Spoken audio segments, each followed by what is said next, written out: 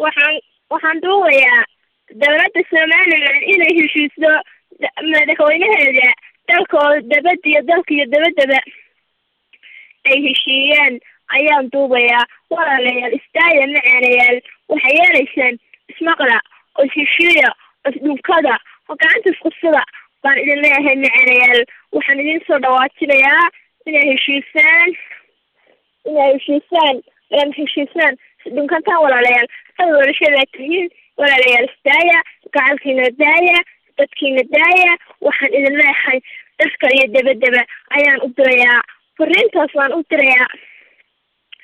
dalka iyo dabaddaba waxa iiga sooqanaya Cabdillaahi Cabdi waxaan doonayaa in laga gaarsiiyo fariinta